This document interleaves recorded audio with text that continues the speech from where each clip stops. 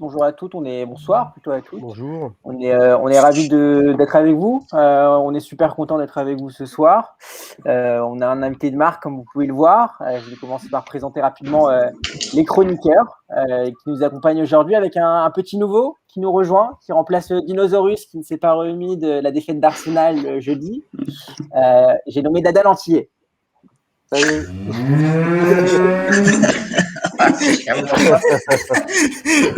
J'ai choisi le son approprié.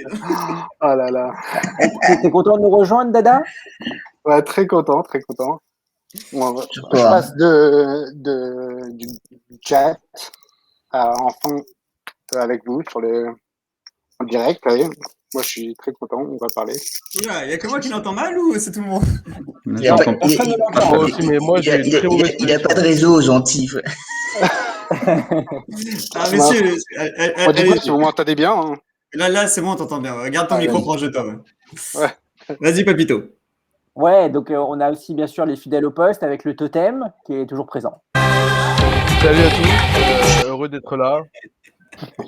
Merci. Ne pas dire qu'il a perdu à Koh-Lanta. Alors, j'annonce, on va spoiler Koh-Lanta en 2 secondes. Et bien sûr le coach Simon, toujours là pour animer l'émission. C'est moi. J'ai pas de son. Un bruitage. Ah merde, putain, j'attendais un bruitage là. J'ai pas de son pour moi, j'ai pas de son. On manque de budget.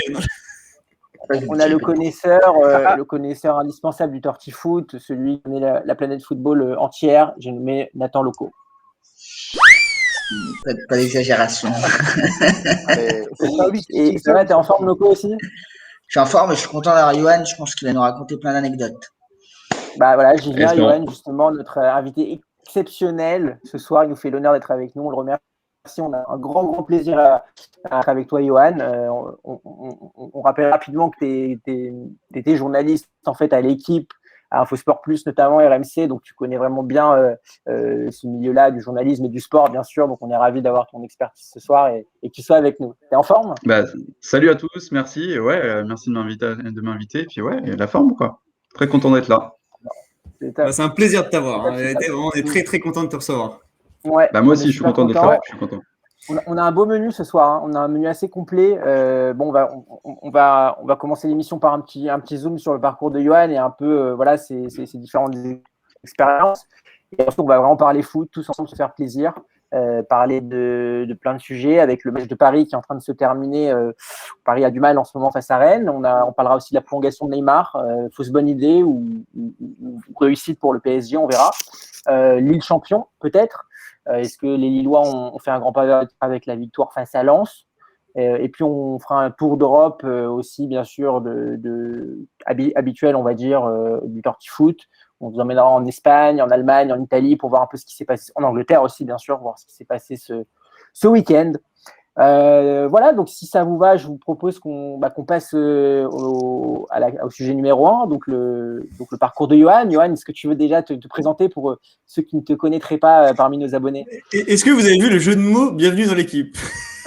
Elle est pas mal. Ça démarre très fort. Ça démarre très fort. Justement, pour rebondir sur ce jeu de mots, effectivement, je suis journaliste, je travaille dans plusieurs médias de sport, dont l'équipe, et notamment sur une émission qui vous ressemble, puisque c'est l'équipe du soir. Donc, vous êtes des enfants de l'équipe du soir, en quelque sorte, non? On peut dire ça comme ça. Des fans. C'est une inspiration. Hein, bon, écoutez, je suis content que ça vous ait inspiré. Pour ma part, moi, je suis dans ce milieu depuis 4-5 ans et j'ai travaillé donc à Canal+, à RMC Sport, à Téléfoot sur TF1, à l'équipe. Et notamment à l'équipe, ma principale expérience a été d'être reporter pendant 2 ans. J'étais ce qu'on appelle un JRI dans le milieu, c'est un reporter d'image. Donc en gros, ce sont des journalistes caméramans, mais polyvalents, capables d'être devant, derrière la caméra. Et pendant 2 ans, je me suis régalé puisque mon quotidien, c'était d'aller au camp des loges, de couvrir les matchs du PSG, les rassemblements de l'équipe de France, Clairefontaine, les interviews de grands joueurs. Donc je me suis bien éclaté. Et puis après, j'ai eu d'autres d'autres petits biscuits comme un match à Twickenham pendant le Six Nations, des Roland-Garros, un déplacement en Chine pour le Trophée des Champions. Donc pendant 2 ans, je me suis bien éclaté. Si on a envie de voir un match ou d'avoir des places en après-vente, voilà, on t'appelle. En gros, il y a une petite douille si vous êtes journaliste. Il y a ce qu'on appelle la carte de presse qui vous permet ensuite de demander la carte sport presse. Et bon, là, c'est particulier avec le huis clos. Est-ce qu'on peut faire la tienne en double? Non, parce qu'en fait, si vous demandez la carte de presse, derrière, il y a la carte sport presse qui, là, est beaucoup plus accessible. Et en gros, il y a une douille dans le milieu qui s'appelle le statut observateur. C'est-à-dire qu'avec cette carte, vous pouvez aller voir n'importe quel match en mode je suis observateur. Sous-entendu, c'est juste pour aller voir un match gratuit, quoi. Mais dans les tribunes de presse, sur peut-être 100 journalistes qui sont présents, on a peut-être seulement 30 ou 40 qui bossent. Les 60 autres, c'est des escrocs qui viennent voir des matchs gratuits, quoi. C'est intéressant. Et là, en ce moment, spécialement, tu fais quoi, Johan, un peu plus en ce moment? Là, en ce moment, je travaille pour plusieurs médias, notamment l'équipe et Téléfoot. Après, d'autres médias hors sport. Je bosse notamment pour M6, pour BFM Business. Donc voilà, c'est assez varié, mais notamment à l'équipe, je travaille sur l'équipe d'Estelle, l'équipe du soir. Donc les thèmes que vous pouvez voir dans les émissions, je contribue à les définir. On a à chaque fois une conférence de rédaction. Et puis après, toutes ces infographies, les conférences des presses que vous voyez, les extraits ou les résumés de matchs que vous voyez dans l'équipe du soir, je contribue à les fabriquer. Ok. Et il faut savoir que Johan, il a une histoire particulière, hein, Johan, avec le football, puisque ton prénom, en fait, ça vient d'un très grand joueur de football, là. Ouais, tout à fait. C'était Johan Cruyff. Quelque part. Ouais, c'est ça. Mon père était fan de Johan Cruyff. Donc, il a plaidé pour que je m'appelle Johan avec le J originel. Et ma mère voulait absolument que ce soit un Y parce qu'elle avait peur que toute ma vie, mon nom soit déformé, que la prononciation soit déformée, qu'on m'appelle Johan et non Johan. Et donc, ils ont fait un tirage au sort entre le J et le Y. Et c'est le Y de ma mère qui l'a emporté. D'ailleurs, juste pour revenir sur cette anecdote, vous avez vu que peut-être le prénom Bourak allait exploser à Lille l'année prochaine. Ouais. Non, mais c'est pour vrai, en plus, il y a plein de supporters qui se chauffent, hein, c'est vrai. C'est vrai. C'est le roi. Cette saison, c'est le roi lillois, hein, c'est sûr. Une saison énorme. Et je crois que tu as aussi une anecdote assez marrante à nous délivrer sur tes années à l'équipe, notamment avec Didier Deschamps. Ouais, Didier Deschamps, il a cette réputation d'être très chambreur. Il peut être aussi assez cinglant. Et pour une première conférence de presse que je faisais, donc c'était une des toutes premières, il faut imaginer tout ce qu'il y a d'important dans le journalisme sportif présent à cette conférence de presse. Et c'était l'une des dernières listes avant la Coupe du Monde 2018. Et c'était la première convocation de Benjamin Pavard. Donc forcément, le grand public ne connaissait pas Benjamin Pavard. Et Pavard, à l'époque, il jouait à Stuttgart, il jouait en défense centrale. À Lille, il avait été aussi formé en défense centrale. Donc moi, je lui pose une question. Pourquoi vous avez pris Pavard et non pas un Aymeric Laporte qui, à ce moment-là, venait de rejoindre City et cartonnait avec City? Il m'a bien fait comprendre que lui le convoquait comme latéral droit. Donc moi, j'insiste un petit peu en lui disant oui, mais c'est un joueur qui joue en défense centrale avec son club, qui a été formé comme tel à Lille. Et là, il m'a humilié. J'ai encore l'extrait. Il m'a humilié, mais comme jamais. Et toute l'assistance m'a regardé un peu gêné, en rigolant, etc. Et quand je suis rentré à la rédaction, il y a mon rédacteur en chef qui me dit bah alors, Johan, t'as voulu passer à la télé, c'est ça? Parce que les conférences de presse sont filmées. Et donc, je suis passé en direct sur l'équipe, humilié par Deschamps. C'était mon baptême du feu. Et il s'est bien moqué de moi. Et le soir, t'es revenu et t'as pleuré, quoi. J'ai pleuré, mais quand je suis rentré à l'équipe, mon premier réflexe, ça a été de voir si lui avait raison ou si c'était moi qui avais tort. Et effectivement, il n'avait jamais joué latéral droit en club, quoi. Jamais. C'est vrai. Derrière, il fait la Coupe du Monde qu'on connaît et puis il est extraordinaire, quoi. Deschamps s'en sort bien, sinon tu l'aurais flingué, quoi. Écoute, je sais pas si j'aurais réussi à flinguer un champion du monde, mais. J'ai Johan sélectionneur. Ah, j'en suis loin, j'en suis très très loin. Moi, je m'arrête à Football Manager, c'est tout. Dis-toi qu'il y a un expert aussi, c'est Baba Lantier. Alors, Baba Lantier, est-ce que vous pouvez nous raconter votre saison avec l'US Ivry? Ouais, l'US Ivry, là, qui gagne l'Europa League. Je suis parti de National 3. Aujourd'hui, ça fait 6 saisons, là, je suis en Ligue 1, j'ai gagné l'Europa League. C'est ma deuxième saison en Ligue des Champions. Bon, et on attend, on verra. Mais t'es en 2050. On attend. Hein? T'es en 2050 dans le jeu? Non, j'ai fait 6 ou 7 saisons. Hein. La première saison, je suis pas monté en National 3, mais après, j'ai fait chaque saison, je montais National 2, National, Ligue 2 et Ligue 1. En fait. Et après, là ça fait je commence ma 3e saison en Ligue 1. Mais c'est un expert quand même. C'est difficile avec le PSG. Mais tu dors? Qui achète. Hein? Pas souvent. Ça vient il y a la fameuse phrase va te laver ou. Non, mais d'ailleurs, il a fait cette saison en un mois. Hein, non, quand même pas, mais ouais. Vas-y, Papito, rebondis. Non, et justement, on parle de Football Manager, c'est intéressant. Toi, est-ce que tu as beaucoup. Bon, je dérive un petit peu, mais est-ce que tu as. Enfin, tu sais qu'il y a beaucoup de recruteurs qui utilisent Football Manager. Est-ce que toi, tu en as déjà rencontré? Qu'est-ce que tu en penses? Est-ce que c'est quelque chose qui est intéressant pour toi ou pas du tout? Les recruteurs, j'en ai rencontré assez peu parce que les communications des clubs sont assez fermées et les recruteurs ne se montrent pas, ou assez peu, tout du moins. Des journalistes, ils se cachent d'eux. Donc non, j'en ai pas rencontré, mais en revanche, c'est une bonne base de données pour nous journalistes. C'est aussi une bonne base de données pour un fan lambda qui pourrait découvrir des pépites, parce qu'elle est extrêmement fournie. Et d'ailleurs, elle est utilisée par des clubs qui, à défaut d'avoir les moyens de se payer des scouts pour aller écumer comme Porto, par exemple, l'Amérique du Sud pour trouver des pépites, ils ont souvent recours, pour certains, à ce type de plateforme. Et elle est extrêmement fournie. Donc ouais, moi j'aime beaucoup parce que ça me permet aussi de découvrir des joueurs que je ne connaissais pas. Alors d'ailleurs, je rebondis juste là-dessus. Cet été, on aura une émission spéciale sur la data dans le football et notamment l'utilisation de Football Manager et aussi de data analyst, data scientist. Ça sera cet été. Pardon, allez-y. Pour rebondir sur ce que tu viens de dire. L'émission où il n'y aura personne de l'équipe parce qu'on est tous cons. Quoi.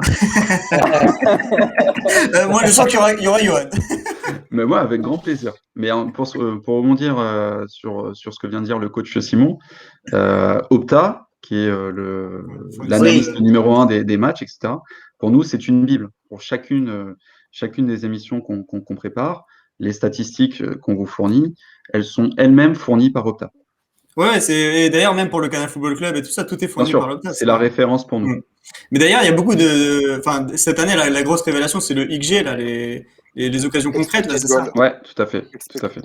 Et ils font un travail faramineux parce qu'à chaque fois, ils nous font toute une gamme de statistiques avant le match, après le match. Donc nous, on a juste à piocher sur ce qu'on estime le plus pertinent, quoi. En fait, vous travaillez pas, quoi. On travaille pas.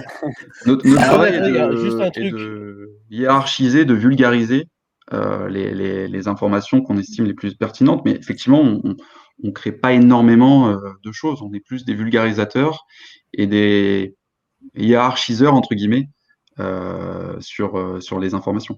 Vas-y. Auriel, tu avais une question? Non, juste un truc. Il y en a qui servent de Football Manager le jeu pour faire des sélections, pour s'intéresser aux joueurs.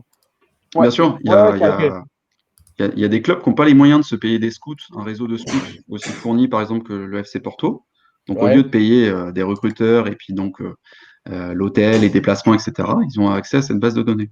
Ok. D'ailleurs, il y a eu l'info là, qui est sortie pas longtemps, après le futur départ de Thauvin. Il y a Thiago Almada qui est qui a un contrat qui a été proposé avec l'OM. On dit qu'il a été accepté. Bon, après, on ne sait pas, peut-être l'offre, elle est un peu trop chère pour l'OM, c'est 15 millions, mais en tant que fan de FM, Thiago Almada, pour moi, c'était un crack. D'ailleurs, mes amis, dans une partie. à Leverkusen, quand je vous avais tous allumés. Notre partie en ligne avec Leverkusen, je l'avais pris. Donc, donc je sais pas, je le connais pas le joueur en vrai, mais sur FM, c'est un crack. Je sais pas si tu connais Johan. Non, je l'ai découvert il y a quelques semaines comme tout le monde. Voilà, il est présenté comme un bon joueur. Je me dis que si tu mets 15 ou 20 millions dessus, c'est que c'est un bon joueur. Mais je le connais pas. Vas-y, Manu. Vas-y, Manu, parce que le temps file. Et par contre, fixe ta connexion, merde. Le temps file. Pour revenir un peu du coup à ton parcours, Johan. Du coup, est-ce que tu peux nous dire un peu les coulisses, voilà, de l'équipe du soir? On a envie de savoir un peu qu'est-ce que ça fait de travailler avec Bertrand Latour, avec Estelle Denis, Olivier Ménard, tout ça. Voilà. Est-ce que tu peux nous raconter deux, trois infos Avec Raymond Domenech, non, on s'en fout. Raymond Domenech est très gentil. Il est très gentil. Est-ce que tu as connu Pierre Ménès? J'ai connu Pierre Ménès aussi, ouais, qui n'était pas forcément le plus sympa de tous. Okay.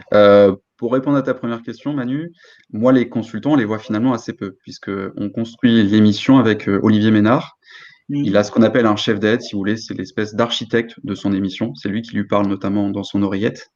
Et après, on a des assistants d'édition, c'est le titre qu'on a, pour préparer les émissions. Finalement, nous, les chroniqueurs, on les voit assez peu, puisqu'ils restent entre eux, en bas. Ils ont un salon dédié pour regarder le match. Donc, nous, les consultants, voilà, comme je te le disais, on les voit assez peu, si ce n'est pour aller prendre des verres, notamment avec Gilles Favard. Je sais que vous êtes fan de Gilles Favard. Gilles Favard m'a déjà payé des verres après des émissions. Donc, ça, voilà, c'est cool.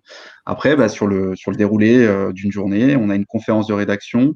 Donc, on arrive aux alentours de 14h. On se renseigne chacun. Johan, j'en profite, je te coupe un peu. Est-ce qu'il y en a, sans dire de nom, mais est-ce qu'il y en a qui sont vraiment grincheux Oui, bien sûr, ouais, il y en a. Il n'y a que ça, il y a que ça. Il y a des... Ou disons qui vous, je dirais pas qui vous prennent pour les larbins, entre guillemets, tu vois, mais qui attendent juste vos... Il y a des gens plus sympas que d'autres, effectivement. Il y a des noms qui me viennent en tête, mais... Non, garde-les pour toi. Non, c'est intéressant. Il y a deux types de personnes pour moi en télé. Il y a ceux qui sont pareils à la télé dans la vraie vie, et il n'y en a pas beaucoup. Et puis, il y en a qui ont un rôle en télé hyper sympa, hyper sexy, etc. Puis finalement, dans la vraie vie, ils ne sont pas forcément les gens les plus sympathiques du monde, mais après, on peut tout à fait travailler en bonne intelligence, mais en tout cas, nous, au sein de l'équipe, la rédaction, donc j'ai exclu les consultants, l'ambiance est super parce qu'on n'est que des jeunes, on doit avoir tous moins de 30 ans. Tu sens des consultants, entre guillemets, blasés, qui sont là juste pour un peu être là, ou la plupart sont passionnés par contre? Ouais, ils sont passionnés parce que certains sont là depuis 10-15 ans, donc bien avant l'arrivée de l'équipe sur la TNT. Donc ils sont passionnés. Après, il y a des tensions, il y a des consultants qui ne s'entendent pas entre eux, il y a des règles où il ne faut pas mettre deux consultants simultanément sur le même plateau. Ah, carrément. Non, il y a des inimitiés comme ça. Donc voilà, il faut en avoir conscience. Il y a des catégories, il y a des grades, on va dire, entre les chroniqueurs, des mieux payés que d'autres par l'ancienneté. Alors les grades, je peux pas te dire. Moi, le seul critère de hiérarchie que je peux constater, c'est les anciens joueurs, non? Non, c'est ceux qui sont consultants, ceux qui sont présidents, pardon. Ceux qui sont présidents. Les Micou, les Didier Roustan, qui sont présidents à vie. Voilà. Le papy. Exactement. Il y a une forme de grade lorsque vous êtes le consultant star, donc le président de l'audience, puisque le surnom des autres consultants, c'est le vil peuple. On appelle ça comme ça entre nous. Donc, oui, il y a une forme de hiérarchie, mais pour le reste, les salaires, je n'y connais pas. Un enfant se balade. Il y a un enfant dans la conférence. C'est Bertrand Latour. C'est Bertrand Latour qui est en train de parler. C'est Bertrand Latour, c'est ça. Alors, juste, Papito, combien de temps avant la minute vérité, s'il vous plaît? Vous avez bientôt fini?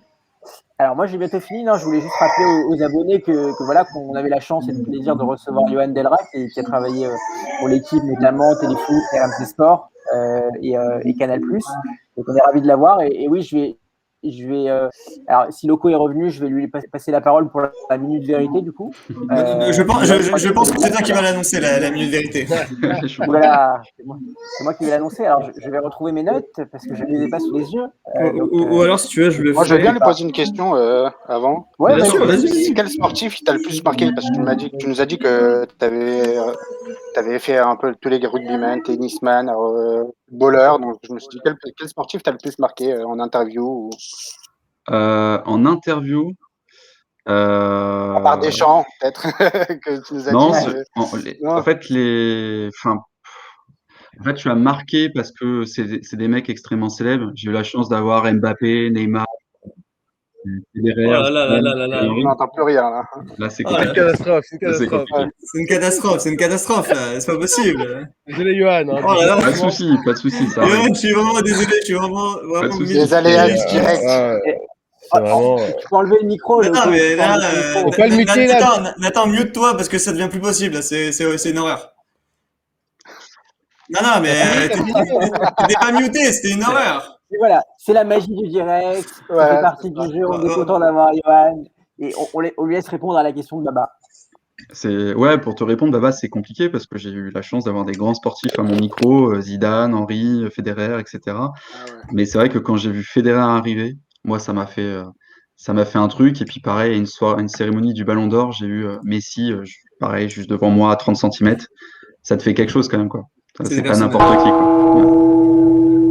Alors, messieurs, ça sera la minute vérité. La minute vérité, elle va arriver tout de suite parce que nous, on n'a pas voilà, toute une régie avec nous, donc on se démerde avec les moyens du bord. Allez-y, Papito, c'est à vous. Alors, c'est à moi. Oui, donc, Johan, bon, tu connais un peu la minute vérité, un peu, toi qui as participé à l'équipe du soir. Donc, bon, l'idée, c'est qu'on te donne voilà, deux réponses et très rapidement, deux propositions et très rapidement, tu choisis la réponse qui te convient. Alors, je commence. Équipe d'Estelle ou équipe du soir? Équipe du soir. Finale de LDC, Barcelone ou PSG? Papa ou maman? C'est dur, On va dire Paris parce que le Barça en a déjà gagné 5. RMC Sport ou Beansport? Beansport, mais j'y ai jamais travaillé. Contrairement à RMC Sport. Piquant comme Gilles Favard ou taquin comme Bertrand Latour? Gilles Favard. Bonne réponse. J'adore. C'est une équipe de pommes de terre. Vous êtes une équipe de pommes de terre, les gars. Thierry Henry, futur grand coach ou coach qui ne percera jamais? J'ai un peu peur, coach qui ne percera pas suffisamment. Ouh. Messi au PSG, contrat ou pas contrat? Pas contrat. Il est très bien là où il est. Camp Nou ou Parc des Princes? Avant, je t'aurais dit Parc des Princes parce qu'il y avait de l'ambiance, mais depuis que le Prou est arrivé, il n'y a plus d'ambiance. Donc pour la grandeur du stade, Camp Nou. Interview de rêve, 2 minutes avec Messi ou 20 minutes avec Thierry Henry? Ah, Thierry Henry, 1000 fois. Messi, je l'ai vu, c'est un autiste. Il parle pas. Alors, Il dit rien. Il dit rien. Tu dis Thierry Henry 1000 fois, mais tu penses qu'il va pas faire carrière? Non, mais par contre, je pense que c'est un très bon. Ouais, je pense que c'est un très bon théoricien du jeu, par contre. Ouais, très très bon théoricien du jeu. Je pense que tu apprends beaucoup de choses. Mais est-ce qu'il est capable de l'appliquer quand on connaît les propos de Golovin qui disait qu'il se sentait encore joueur? Je sais pas. Alors, messieurs, ce son-là, ça veut dire que c'est terminé. Est-ce que vous avez terminé, Papito? Il me reste 3 questions rapides. Vas-y, rapide. Allez. Football Club. Excuse-moi, j'ai pas entendu. Téléfoot ou Canal Football Club? Canal Football Club. Tiki-taka à la Barça ou équipe compacte et rapide vers l'avant à la Didier Deschamps? Un Barça à vie. Plus beau foot du monde. Johan Cruyff. L'excitation et la folie d'un Johan Rioux ou la connaissance historique du foot façon Didier Roustan? Pour moi, le sport, c'est des émotions. Donc, je veux dire Johan. Champs-Élysées à Paris ou Rambla à Barcelone? Ah, Champs-Élysées. C'est moche, les Ramblas. Faut pas se cacher. C'est bien, il s'est mouillé. Bravo, Johan. Merci beaucoup. Bravo, Johan. Merci beaucoup. Alors, messieurs, bravo Papito pour cette magnifique entrée avec Johan. Messieurs, on va parler de Paris qui a peut-être tout perdu même ce soir. Voilà, Paris qui fait match nul contre Rennes, Paris qui perd en Ligue des Champions cette semaine. Est-ce que Paris a raté sa saison? Le totem, on vous a pas beaucoup entendu. Allez-y, je vous donne la parole. Là pour Paris, c'est quand même curieux. Ils étaient contre Rennes ce soir, donc moi j'ai pas tellement compris. Au niveau de la possession, ils étaient un peu plus. Au niveau des tirs, ils ont peut-être mis un peu moins de tirs. Après, c'est vraiment étonnant. Neymar qui marque sur péno. Je sais pas, été très emballé de ce match pour le coup. Moi, j'étais beaucoup déçu de la défaite je sais que c'est pas le thème, mais pour la Ligue des Champions. Donc, c'est des matchs qui me laissent contre Rennes, ça m'a laissé un peu amer. Donc, je retiens pas grand-chose du match, quoi. Et Baba Lantier, pour une première, qu'est-ce que vous en avez pensé? Pour vous pensez que Paris a tout perdu? Ouais, bon, moi je disais que Lille n'allait pas faire de faux pas, donc ce match nul, pour moi, ne servait à rien. Mais ouais, ils devaient gagner et ils l'ont pas fait. Il y a eu des lacunes dans le jeu. Rennes a eu beaucoup d'occasions. Lavas les a encore sauvés. Donc pour moi, c'est encore un faux pas. Ouais, surtout que d'ailleurs, Johan, moi j'aimerais bien avoir ton avis justement parce que notamment aussi sur la partie Ligue des Champions. Qu'est-ce que tu en as pensé toi? Est-ce que Paris a été en dessous au final cette saison? Parce qu'au final ils avaient perdu contre pas mal de gros. Voilà, est-ce que Paris au final mérite un peu cette saison un peu quasi blanche? Bah, c'est pas une saison à jeter. Il y a encore 2 ans, Paris ne dépassait pas les quarts de finale.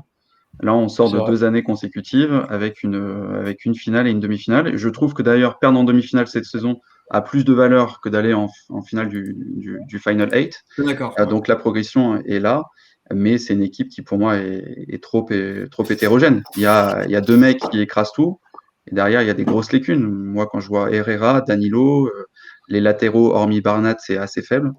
Donc je pense que Paris est à sa place, malheureusement. Et d'ailleurs, pour rebondir sur ce que dit Johan, justement, on peut dire que voilà, Paris est plus aujourd'hui une équipe d'individualité qu'un collectif. Est-ce que justement c'est un danger pour l'année prochaine, sachant que on va en parler juste après, que Neymar a prolongé? Moi, je peux y aller si vous voulez. Moi, je pense Vas-y, vas-y. je pense qu'effectivement, c'est le problème de Paris depuis des années maintenant. Il se repose beaucoup trop sur les individualités. Et depuis Laurent Blanc, finalement, on n'a pas de fond de jeu vraiment dans l'équipe. Donc, pour moi, Neymar, je pense quand même qu'il faut une tête de gondole à ce projet-là, mais je pense qu'il faut qu'il arrive à rentrer dans quelque chose un projet qui soit plus global finalement et où on mette des joueurs qui l'accompagnent autour de lui, avec lesquels il puisse s'appuyer. Je pense que Mbappé ne prolongera pas maintenant, c'est quasiment sûr. Mais il faudra trouver plus de collectif et de cohésion, je dirais, dans l'équipe si Paris veut avancer les années suivantes, pardon. Et Loco, on vous a pas entendu. Qu'est-ce que vous en pensez, vous? Non, j'ai dit, t'es sûr pour Mbappé Ouais, moi, Bah, je suis non, d'accord j'ai pas avec toi, Nathan. Ah ouais? Moi, j'ai lu un article pas comme quoi Paris se concentrait sur les prolongations à mort pour cet été finalement. Et Mais que le pourquoi deal, Mbappé prolongerait aujourd'hui? Quel est son intérêt à prolonger Mbappé? Bah, de faire partie de cet effectif. Déjà, quel club peut payer, on revient surtout sur ça, économiquement, quel club peut Ouais, payer Mbappé bah, entre le 30 et Real, 35 millions? Liverpool. Entre 30 et 35 millions sur la saison? C'est ce qu'il Ouais, demande, hein, il demande comme Neymar. Comme Johan, ouais, tu me confirmes, Neymar, c'est 30 millions que c'est ça? Neymar, c'est c'est 30 millions, ouais. Neymar, c'est 36 millions. Ouais. Donc, Ouais, voilà. Ouais, Oui, mais mais ça, Mbappé, je crois c'est que trop ça a pour baissé qu'il. et Non, il a non. baissé. ils ont donné un plus gros bonus pour gagner la Ligue des Champions, c'est mais ça? après, tu as des Exactement. variables, etc., Voilà. des primes potentielles. Donc, C'est ça, potentiellement, 36 mais millions. on va en parler juste après. Mais ouais, voilà, Neymar a fait un mini geste en baissant de 36 à 30 millions. Bon, après, hors prime et tout ça, mais bon. Mais en Incroyable, tout cas, bon, incroyable. oui, on en parle après. Mais Mbappé, il sera dans la même zone. Je suis pas sûr qu'il y ait beaucoup qui puissent lui donner autant. Après, pour Paris, bon, la semaine, elle est pas, même si je suis d'accord avec ce qu'a dit Johan sur la progression de Ligue des Champions, moi, je voyais plus la semaine globale.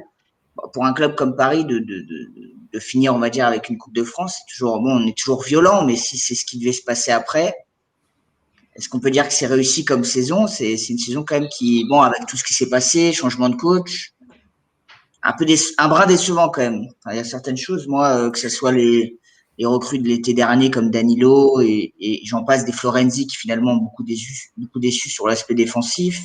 Devant, on est totalement dépendant de 2 hommes, tu l'as bien dit. C'est ça. Cette équipe, moi je trouve que malheureusement, elle progresse pas dans le jeu, encore moins, mais Même, je suis même plutôt tendance à dire qu'elle régresse voilà. collectivement. Il Moi, n'y a c'est ça qui rien. m'inquiète, quoi. Il n'y a rien. Il n'y a pas d'identité. Il n'y a pas d'animation. Comme tu l'as dit, on est tributaire des exploits d'Mbappé et de Neymar parce que c'est une équipe, somme toute, assez moyenne. Quand on enlève voilà, 4-5 joueurs qui sont au-dessus du lot, Marquinhos, Keylor, Mbappé, Neymar, mais derrière, ce sont des joueurs pas extraordinaires. Et C'est ça. tu penses que c'est la faute de qui? De la faute de ces individualités ou alors la faute du coach qui laisse un peu justement ces individualités prendre le dessus? Moi, je pense que c'est l'institution le problème. C'est que c'est un coach, c'est un club qui est ingérable, qui est impossible à coacher. Et tous les coachs qui s'y sont essayés se sont cassés les dents. Et il y en a 2 qui sont en finale cette année de Ligue des Champions et de Ligue Europa qui sont passés à Paris, qui sont passés par Paris, Emery et Tourelle, qui arrivent à s'exporter, qui réussissent. On leur donne du temps, on leur donne les moyens, on leur fait confiance. Mais à Paris, on leur fait bien comprendre que les stars, c'est les joueurs, c'est pas l'entraîneur.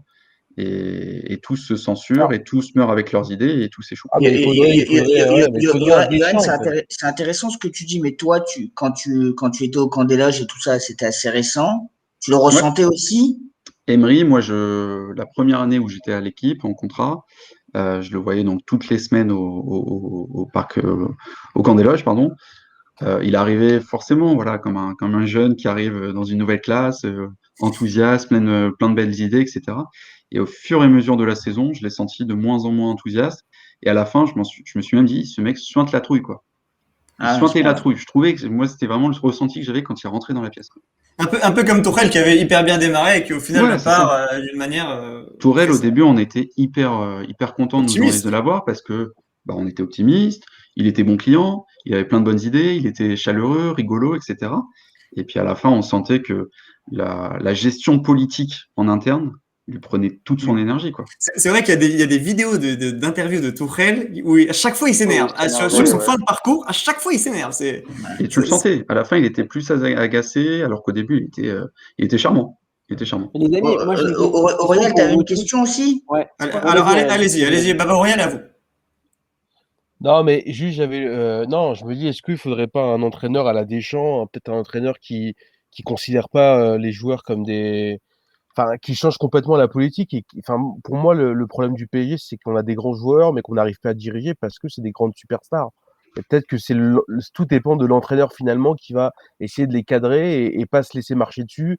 Quand faut mettre sur le banc à Mbappé, bah, il le met. Quand faut mettre, je sais que ça peut paraître énorme, mais je pense que c'est la seule solution pour que, au niveau du collectif, eh ben, ils arrivent à créer vraiment quelque chose, une harmonie entre eux, pour qu'on ne dépend pas que de deux joueurs à chaque fois. Et c'est le vrai problème de Paris, je pense, aujourd'hui. Ouais. Pour te répondre, Totem, je me demande si finalement c'est une question d'entraîneur aujourd'hui, et c'est une question que je me pose avec vous, les amis. Est-ce que vous pensez vraiment aujourd'hui que c'est mettre un entraîneur différent qui va changer quand on voit qu'il y a 4 coachs qui se sont succédés et qui finalement tous ont été aussi. Voilà, Est-ce qu'ils arrivent à mettre aussi ce qu'ils veulent en pratique? Est-ce qu'ils arrivent à faire un peu ce qu'ils veulent ou ils sont complètement dirigés par les dirigeants qataris qui leur disent bon, bah ça, vous touchez pas, ça, vous faites comme ci, vous faites comme ça? Est-ce qu'ils sont totalement libres? C'est aussi la question qu'il faut se poser. C'est ça, en fait. Est-ce que Paris peut, en fait, ce serait un global. En fait, il faudrait, je pense, un entraîneur de renom. Il faudrait vraiment un entraîneur qui ait le même standard, la même carrure que les stars qu'il a. Exactement, un Ancelotti peut-être. Bah oui. Et en fait, on peut prendre le même exemple avec City, qui est avec Guardiola. Guardiola, c'est lui la star de City, parce qu'il arrive à mettre des mecs comme Sterling, des mecs vraiment des cracks qui sont sur le banc, et les mecs qui sont énervés, mais voilà, en fait, ça fait pas effet. Alors qu'à Paris, tu mets Neymar sur le banc ou tu mets Mbappé, voilà, ça crie au Ça va gueuler, exactement. Non mais coach, ce que tu oublies de dire aussi, c'est qu'à City, Guardiola, c'est le roi, c'est le chef. Il travaille avec le directeur sportif, c'est Guéristan. Et à deux, en fait, c'est eux ils ont la main libre. C'est pas les Émirats Arabes Unis, ils leur disent pas tu prends tel joueur. C'est eux qui façonnent l'équipe de A à Z. C'est comme ça qu'à votre avis qu'il faudrait faire à Paris, je sais pas. Peut-être que justement Nasser fait trop copain avec les entraîneurs et c'est pour ça aussi peut-être qu'il prend des entraîneurs. J'ai pas envie de dire de seconde zone parce que c'est des grands entraîneurs quand même. Qui peut modeler finalement. Mais au final, qui peut un peu manager. Mais messieurs, on va passer. Désolé, on a entendu le petit gling. On essaye d'atteindre. C'est la première émission un peu structurée, donc on va essayer de la tenir. En plus, voilà, c'est avec Johan, donc on est obligé un petit peu. Messieurs, Neymar, prolongation, bonne ou mauvaise idée? Je vais laisser Loco donner son avis. Loco qui a eu un accident bébé. C'est d'apprendre la course, j'ai des chiennes. Non, Neymar, non, moi je pense aussi là pour le coup. Oh non!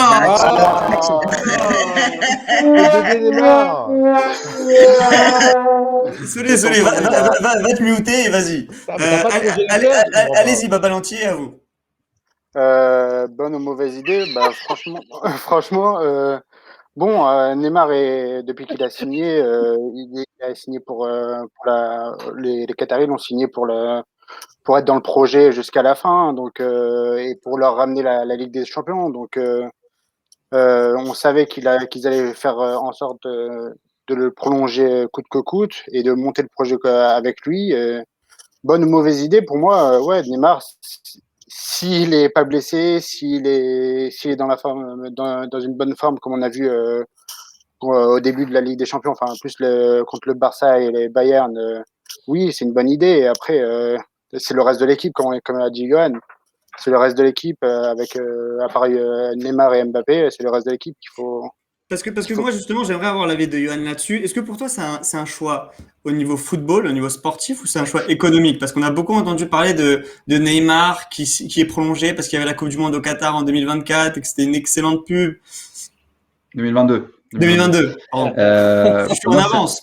Pour moi, c'est les deux. C'est forcément sportif. On parle quand même d'un joueur qui, même si globalement on est un peu déçu de son rendement, on espérait. Oui, c'est ça que je voulais dire, moi. Johan, toi qui aimes aussi le Barça, et après tu continues, est-ce que par exemple, en tant que supporter barcelonais, tu aurais été content que Neymar revienne? Ouais, bah quand je vois la tête du Barça aujourd'hui, qui est une équipe en reconstruction, oui, je préférais l'avoir au Barça. Mais là, la question, c'est est-ce que je préférais l'avoir au PSG? Évidemment que je préférais l'avoir au PSG. C'est un top joueur. Je préfère l'avoir ici qu'ailleurs. Il peut malgré tout t'emmener très très loin. L'année dernière, il faut quand même pas oublier qu'il a été exceptionnel pendant le Final 8. Il a un peu passé à côté de sa finale, mais en quart, en demi, il a été incroyable. Donc c'est un très bon joueur lorsqu'il est en grande forme. Et après, l'autre argument, il est évidemment économique. Quand tu achètes un joueur 222 millions d'euros, plus des salaires qui s'élèvent quasiment à 500 millions, au total, tu peux pas le laisser partir libre. Tu peux pas non plus te débarrasser d'un joueur, ou tout du moins le laisser partir, alors qu'il t'a fait passer dans une autre dimension, que tu es devenu un club respecté, que tu as aussi conquis des marchés, parce qu'il faut pas oublier que pour les Qataris, le PSG, c'est un outil de soft power. Donc tu permets aussi d'avoir un rayonnement international à ton club en restant. Et puis ça aurait été un très très mauvais signal que Neymar ne reste pas, parce que ça voudrait dire que Paris n'a pas la crédibilité et se fait rejeter par un top joueur. Mais en fait, pour lui, c'est un bon choix aussi. Il faut dire ce qui est, parce que est-ce qu'un autre club pourrait le payer aussi bien par rapport à ce qu'il rapporte, et est-ce que, parce qu'il commence à se faire âger quand même, donc. Ouais, maintenant. Bah, de toute façon, tous les joueurs du PSG ne veulent pas partir. Oui, parce que ils sont bien, ils sont dans un confort, voilà. Bien payé.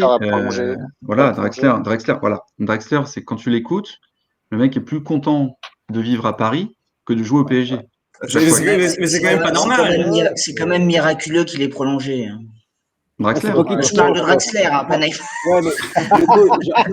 Ouais, non, mais après, Kurzawa aussi a prolongé, tu te demandes pourquoi. Enfin bon, les mecs. Des fois, je veux pas dire, mais il y a des questions qui. Alors, messieurs, pour des raisons économiques. Tes caisses sont vides et ça coûte moins cher de prolonger un mec que d'acheter un remplaçant. Ouais, mais Draxler, il touche quand même au moins 6-7 millions annuels. Là, apparemment, il a baissé là. Ouais, c'est ça, il va plutôt être sur le terrain. En même temps, il est à mi-temps, donc c'est normal. Mais un joueur de son niveau, c'est quasiment 30 millions en transfert, en temps normal. Est-ce que tu as les moyens de le payer quand tu vois que Paris a quasiment 200 millions annoncés de pertes d'ici la fin de saison? Alors messieurs, regardez, depuis tout à l'heure, il y a la vidéo en très mauvaise qualité qui a buzzé sur internet. Vraiment, c'est qualité, voilà, c'est IPTV, c'est voilà. Donc vous avez vu, en fait, c'est Neymar et tous ses mauvais choix avec Manchester City.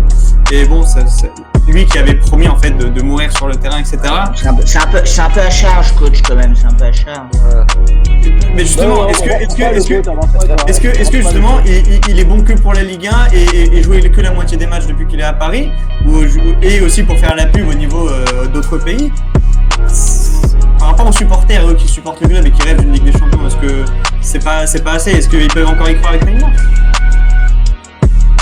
T'en penses quoi, toi, Loco? Non, moi je pense que bon, que ça soit lui ou Mbappé, dès qu'il passe à côté d'un grand match, on a tendance quand même à les flinguer de manière assez rapide. Moi je suis toujours dur avec eux parce que comme tout le monde, j'ai des attentes folles. Après, le Barça, bon, Neymar n'avait pas joué, mais c'est pareil d'un Mbappé. On peut pas dire que contre City à l'aller, il est passé au retour. Contre City à l'aller, il est passé complètement à côté, oublier ce qu'il a fait avant. C'est difficile de juger à chaque fois sur un ou deux matchs. Bon, le problème de Neymar, c'est que c'est très visible quand il est dans un jour sans. Tu vois, il va faire des gris-gris, il va oublier ses partenaires, il va faire tout ce qu'on n'aime pas. Au lieu de faire progresser le jeu, il va casser le rythme. Donc c'est vrai que c'est plus embêtant. Maintenant, moi j'ai tendance à penser un peu comme Yann aussi, c'est qu'on a l'impression que Neymar il doit des fois aller chercher la balle aussi au milieu du terrain à Paris, il doit se taper 50 mètres de quelque chose. Il n'est pas aidé, hein. Contre City, souvent je l'ai vu, il était tout seul. C'est ça, il est un peu seul. Quand tu vois ce qu'il y avait avec Icardi, la relation avec Icardi, elle était. Il n'y a pas de relation inexistante. La relation. C'est un plot, Icardi. Tu peux avoir de relation avec un plot. C'est ça. Statique. Yoann a raison. Ce que nous disait Franck Djadjedje d'ailleurs jeudi, il a très bien expliqué que Paris a besoin d'un attaquant comme Mbappé qui prend la profondeur, qui fait des appels, qui bouge pour justement créer des décalages, alors que Icardi c'est pas du tout son style de jeu. Donc je suis d'accord, c'était vraiment un plot. Mais moi je suis plus d'accord avec Loco. Maintenant c'est vrai que Neymar il a coûté 222 millions, c'est aussi parce que tu l'attends dans ce genre de match. Quand l'équipe elle va pas bien, lui moi j'attends qu'il montre un niveau qui soit supérieur. Mais jusqu'à quelle limite? Parce qu'après, c'est les joueurs aussi autour quand même. Alors justement, moi je pense qu'il y a un peu des deux. Je pense que des fois, les joueurs aussi. En fait, moi encore, je l'ai dit plusieurs fois, c'est pas un joueur qui va faire élever le niveau de ses partenaires. Parce que souvent, il va être amené à les oublier, etc. Et je pense que justement, il peut y avoir aussi ce problème peut-être de vestiaire, où au final, les joueurs comme Draxler, Sarabia, etc., c'est des bons joueurs à la base. Pourquoi d'un coup ils viennent à Paris, c'est le Club Med, ou alors ils sont oubliés, ou alors ils se mettent eux-mêmes dans une bulle en mode je suis un second. C'est peut-être parce que même dans leur statut, ils deviennent un peu joueurs secondaires. C'est peut-être pour ça, je pense qu'on les respecte pas assez peut-être. Ouais, peut-être que Neymar est un peu au-dessus de l'institution, mais d'ailleurs je voulais savoir ce que tu en pensais toi aussi, le totem, toi qui avais été dur contre la prestation de Neymar contre le Bayern. Moi il m'a beaucoup déçu. Moi Neymar me déçu sur pas mal d'actions des différents matchs que j'ai vus. Après c'est vrai que ça reste un bon joueur, un bon dribbleur, c'est quelqu'un qui sait donner la balle à ses partenaires quand il les oublie pas. Après des fois il retombe dans ses travers où il joue solo, mais c'est vrai qu'il est pas aidé par les gens, enfin par les joueurs qui sont aux alentours. Et je pense que lui c'est une bonne idée de le garder, parce que c'est un grand joueur et je pense qu'on peut pas se passer de lui non plus. Mais c'est à Pochettino plutôt de trouver les joueurs qui le correspondent autour et qui puissent finalement élever le jeu, quoi. Ouais, donc, globalement, si on fait un tour du plateau, vous êtes plus ou moins tous à nous dire que vous pensez que Neymar a bien fait de prolonger à Paris. Enfin, que Paris a bien fait de prolonger Neymar. Oui, on est tous d'accord. Oui. Balantier, t'en penses quoi, toi? Ouais, c'est sûr que je suis d'accord.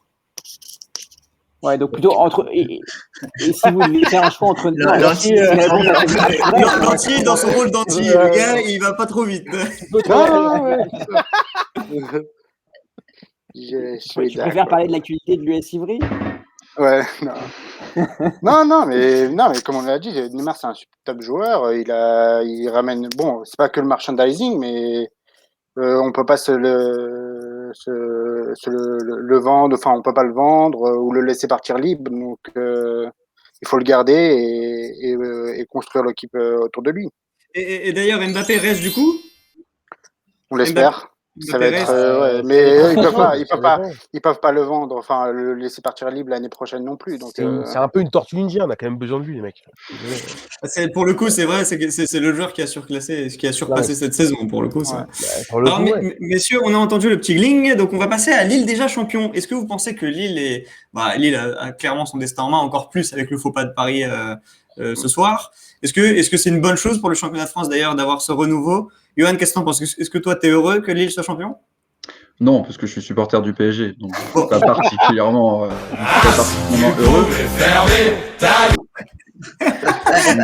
J'étais obligé, parce que moi, je suis très content pour Lille. Vas-y. Mais par contre, c'est un champion qui a amplement mérité son titre, parce que, comme l'a dit Nathan, même avant ce match nul du PSG, Lille avait son destin entre les mains. Il joue Saint-Étienne, qui n'a plus rien à jouer. Il joue Angers, qui a déjà assuré son maintien aujourd'hui. Je les vois mal faire un faux pas. Bon, là, maintenant, ils ont un boulevard avec le nul de Paris. Et oui, ils ont optimisé leur potentiel.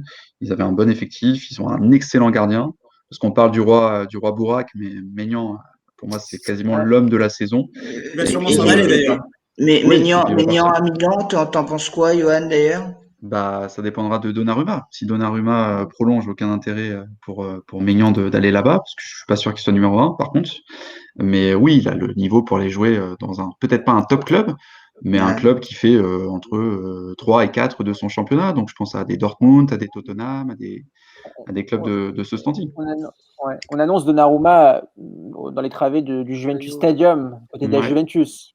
C'est la grosse rumeur de ces derniers jours. Chesney, c'est un bon gardien, mais c'est pas un top gardien non plus. Non, bien sûr. Et est-ce que justement, ce serait pas un peu la preuve Lille qui est la preuve d'un collectif, une défense solide. Vraiment, on a vu tout au long de la saison vraiment un milieu très très fort avec Benjamin André. Enfin, est-ce que justement, ce serait pas avec même Burak sur la fin de la saison, est-ce que justement, ce serait pas la force d'un collectif qui a battu plutôt une équipe d'individualité comme le Paris Saint-Germain? Tout à fait. Je suis totalement d'accord parce qu'il y a 2 ans, quand Lille fait deuxième, si tu dois ressortir un mec de la saison, c'est Nicolas Pepe. C'est lui qui le porte, etc. Là, bon, t'as Burak Yilmaz qui, dans le Money Time, marche sur l'eau là depuis quelques semaines. Mais globalement, avant ces quelques semaines, tu pouvais pas sortir un mec en particulier qui avait porté toute l'équipe. Donc oui, effectivement, je trouve que c'est la victoire d'un collectif sublimé par un coach qui est pour moi le meilleur coach de Ligue 1 actuellement. Au-dessus de Pochettino. Tu le vois rester? Au-dessus de Pochettino, parce que Pochettino, pour moi, je vois pas d'identité de jeu. Ce qu'on reprochait à Tourelle, je vois la même chose avec Pochettino, alors que Galtier, il a totalement façonné cette équipe. Tu le vois rester, Johan? Enfin, même tout le monde? Galtier? Ouais. Non, il part à la fin de la saison. Lille doit vendre. Et puis il fera pas mieux. De toute façon, il fera pas mieux à Lille. Autant partir sur quel meilleur moment pour partir. Alors justement, il y a quelqu'un qui nous dit avec Yilmaz, Lille aurait même pu faire un coup en Europa League. Et c'est vrai que Lille aurait pu espérer bien mieux peut-être. Mais après, justement, je pense que c'est aussi peut-être une bonne chose qu'ils se soient fait éliminer en Europa League pour se concentrer sur ce site de champion. Peut-être ils n'avaient pas l'effectif assez fort pour jouer sur tous les tableaux. Moi, je suis pas d'accord parce que la double confrontation contre l'Ajax, il y a rien à dire. Et pourtant, c'était pas l'Ajax de 2019. C'est un Ajax qui s'est fait sortir, par la AS Rome, etc. Donc c'était un bon Ajax, mais c'était pas non plus un incroyable Ajax. Et Lille n'a pas existé. Et toi, donc toi, tu penses sur ce match qu'ils se sont forés, mais ils auraient pu faire quelque chose, quoi. Non, moi je pense pas. Je pense que 16e ou 8e de finale de Ligue Europa, c'est leur place cette saison. C'est valide. Et messieurs, justement, en plus, on peut parler très rapidement de Burak qui survole la saison, surtout cette fin de saison magnifique. Le mec marque des buts incroyables, mais surtout, moi j'ai envie de dire, pour ceux qui savent pas, c'est un mec qui a été pris gratuitement. Quand on voit les millions dépensés par Paris, enfin, encore une fois, on peut pas faire des comparaisons. On peut pas tout comparer, mais quand même, on peut pas s'empêcher de penser que voilà, ça montre que le gars qui va les rendre champions à cette fin de saison sur ce dernier sprint, c'est un mec qui a été repéré gratuitement par Lille, quoi. C'est la force, comme il a dit Johan, de cet effectif lillois. On est tous d'accord. Ils sont capables de te faire élever le niveau de jeu de certains mecs. Même Botman derrière, moi j'aurais jamais pensé qu'il soit aussi fort. Yilmaz devant, et pourtant c'était à des moments de la saison. Et il y a des mecs aussi qui ont démarré très fort, qui sont un peu éteints. Il y a Bamba qui avait démarré très fort, qui s'est éteint après. Chacun prend son rôle à cœur pendant un moment. Et puis t'as Galtier en chef d'orchestre. Et franchement, c'est mérité pour nos amis lillois. Et d'ailleurs, il y a Ifergan qui t'a posé une question, Johan. Est-ce que tu l'as vu? Ouais, je trouve ça très intéressant. Je suis en train de répertorier dans ma tête les coachs français qui sortent du lot, mais c'est vrai que je suis assez d'accord avec comment il s'appelle, pardon? Jaïs? Ifergan, pardon. Je suis d'accord avec toi, Ifergan. Je trouve que dans l'approche, il est serein. C'est le meilleur en communication. Il est excellent en com. Il est sympa? Tu l'as déjà rencontré? Je l'ai fait une fois en conférence de presse. Je lui ai posé une fois une question. J'ai pas d'avis, je l'ai pas suffisamment côtoyé.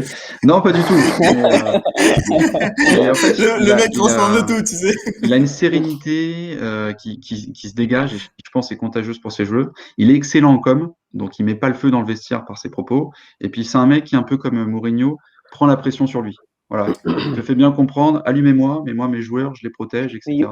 Johan, on avait eu ce débat dans le Torti Foot les semaines précédentes sur les entraîneurs français. Est-ce que tu le vois bien s'exporter, Galtier, à l'étranger? Ouais, je pense que c'est un des rares qui peut s'exporter à condition d'apprendre des langues étrangères, puisque visiblement pour Longoria, c'est notre grand problème notamment.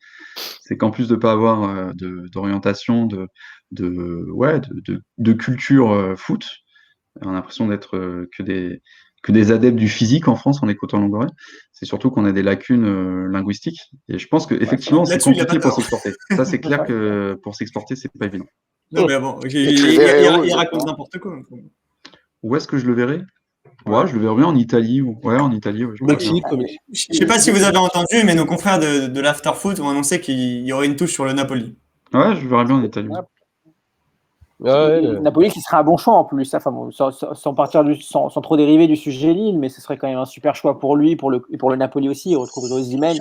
Surtout quand tu vois ce que fait Gattuso. Bah, Bon, à c'est part ça. là, c'est un peu mieux, mais Ouais. Bien sûr, bien sûr. Et puis il y a une place à prendre. Et je pense que, comme dit Johan, c'est vrai que c'est l'un des seuls coachs aujourd'hui qui peut s'exporter. Je vois à la limite Rudy Garcia qui pourrait aller à l'étranger, mais il n'y a pas beaucoup d'autres. Mais si on parle de Lille rapidement, je vous donne rapidement mon avis. Moi, je les compare beaucoup à Monaco du titre. Je trouve que il y a beaucoup de jeux. Ouais, 2017, c'est ça, avec des joueurs payés peu cher. Je pense à des Fabinho notamment, Benjamin Mendy qui s'était vraiment révélé pendant cette saison-là. Et il n'y a pas vraiment un joueur qui était ressorti. C'était vraiment un collectif aussi. Et donc, moi, je les rapproche beaucoup de ce Monaco-là. Je ne sais pas ce que vous en dites, les amis, mais Je suis pas. Il y avait des Falcao et des James aussi, quand même, qui c'est étaient ça, arrivés voilà. assez non, cher. James, il était pas. Rames était parti. Il était parti après la Coupe Ah du ouais, il Monde. était déjà parti, ouais. Et Falcao, c'est pas le joueur que tu retiens, je trouve, de ce Monaco. Il y avait vraiment un collectif. Il y avait Bernardo. Ouais, mais c'était les comparer pour moi, enfin, personnellement, je trouve ça pas totalement exact parce que Lille, c'est une équipe qui a d'abord construit ses succès sur sa solidité défensive. C'est la meilleure défense de Ligue 1, c'est que la 4e meilleure attaque du championnat. Monaco, c'était football champagne. C'est vrai. Il y C'était avait le même des, système de c'était jeu. de toute extraordinaire. façon, l'exemple de Manu était bon. Manu dit que de la merde, on est d'accord. Oh là là, il le De toute détruit. façon, je suis très abonné au quiz, Messieurs, hein, cette émission. Ligue 1 chrono. Alors, la régie arrive. Alors, messieurs, Manu fait le minuteur, tais-toi. Non, alors messieurs, je sais pas si vous voyez tous le classement. Donc là, c'était le classement avant le match de Paris-Rennes.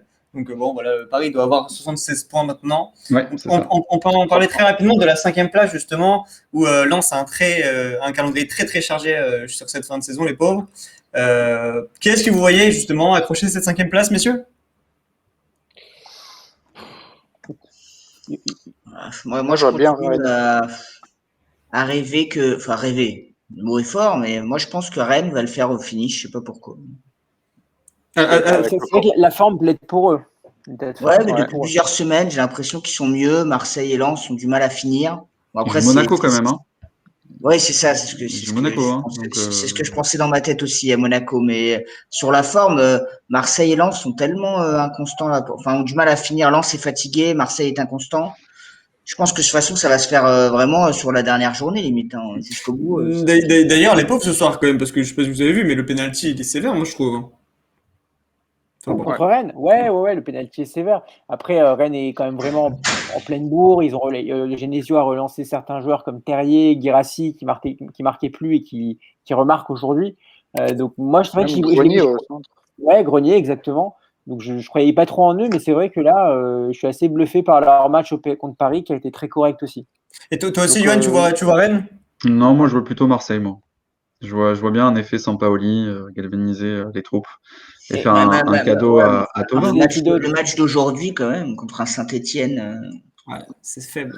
Non, c'est faible, c'est terriblement inconstant, mais je vous avoue, je ne connais pas les 2 prochains adversaires de Marseille, mais moi, Rennes, c'est Angers et Metz, donc c'est largement prenable. 2 équipes qui n'ont plus rien à jouer, exactement. Alors que mais bon, Saint-Etienne n'avait rien à jouer, c'est ce qui est marrant. Oui, c'est vrai. Ouais. Et Rennes va devoir jouer Monaco, donc Monaco, ils ont la 3e place voire même la 2e place, parce que désormais ils peuvent. Et surtout que Monaco joue Rennes et Lens. Ouais, Lens, ouais. C'est le problème. C'est vrai, gros calendrier pour Monaco. Et rapidement pour cette fin de tableau, parce qu'au final, c'est vrai que le bas de tableau est super intéressant. On voit Nantes en pleine bourre. Bravo les Canaries. Moi, j'ai envie de les voir rester en Ligue 1, nos amis nantais. On a vu Nîmes qui a fait aussi une belle perf ce week-end. Qui est-ce que vous voyez justement descendre? Ça va être vraiment la course. Limite, Bordeaux on est de plus en plus inquiet pour eux. Ouais, Bordeaux, ils sont en déclin total, même Strasbourg. Mais franchement, ouais. Ouais. Bordeaux, je les vois mal, je les vois bien. Je les vois bien. C'est terrible, mais je les vois bien, quoi. Mais non, ils vont complètement Ils ont 4 points d'avance quand même sur Nîmes. Ouais, mais le barrage, 18e place. Et ouais, le barrage, ils peuvent avoir le barrage. Ouais. Non, mais Ah. même, Trois vu points la d'avance. gueule de la forme, c'est vrai que ça fait peur. Hein. Ouais, mais ils sont au bord de l'eau. C'est pas possible. Alors, l'affaire. Bordeaux va jouer contre Reims et Bordeaux va jouer contre Lens. Le week-end prochain contre Lens. Bah, Lens contre va Lens, ils vont boire la tasse, hein, Bordeaux. Bah, pas sûr. Bon, après, on sait Ah, jamais. Il Hein. continue, il D'accord, continue. tu l'avais déjà faite celle-là. Ah, mais je les recycle. Hein.